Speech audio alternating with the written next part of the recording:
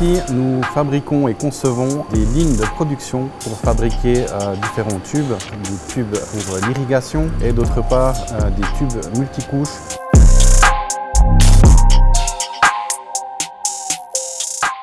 Thomas, est-ce que tu peux nous raconter comment THE Machines a fait connaissance avec Eplan? L'entreprise a fait connaissance avec Eplan suite à la demande de certains de nos clients et de nos sous-traitants qui nous ont réclamé à plusieurs reprises de pouvoir utiliser les plans sous le format Eplan.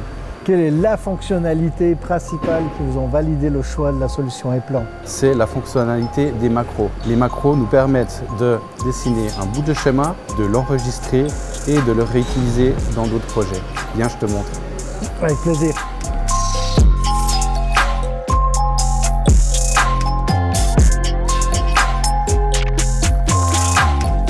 Dans la partie espace layout 3D, nous avons la possibilité d'activer et désactiver nos options ventilation et climatisation. Je peux activer ma ventilation et désactiver ma climatisation.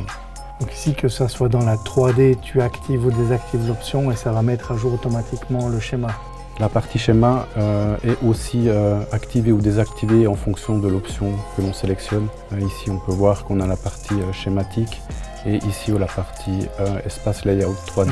Je vais dessiner maintenant la partie schématique de notre ventilation à l'aide des macros. En 2-3 clics, j'ai dessiné mon schéma à l'aide de macros facilement. Donc ça marche en 2-3 clics parce que tu l'as dessiné avant, tu l'as défini en tant que macro et maintenant c'est utilisable, l'infini comme ça. Exactement, c'est ça la force des macros. Trop facile. Trop facile.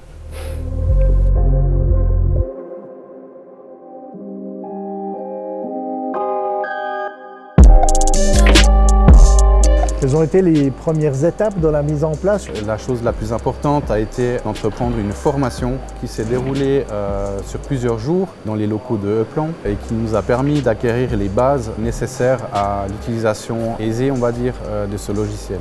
Et cette période d'apprentissage, d'intégration a duré combien de temps chez THE? Alors, elle a duré environ 3 mois. Elle nous a permis, bien sûr, de nous entraîner, d'analyser les problèmes que nous pourrions rencontrer. Vous utilisez Propanel, vous faites tout vous-même pour la confection des armoires?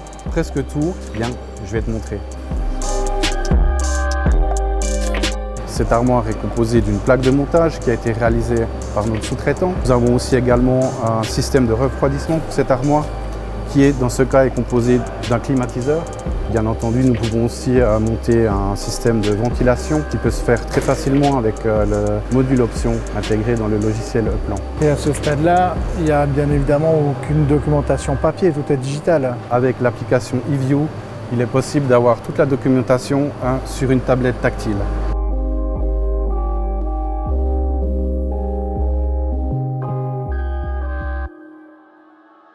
Et au niveau qualitatif, est-ce qu'il y a des progrès significatifs qui ont été réalisés grâce à Eplan? Alors bien sûr, en travaillant avec des macros, nous diminuons les risques de faire des erreurs. Une fois que le fichier macro est généré, qu'il a été vérifié, plus possible de faire des erreurs.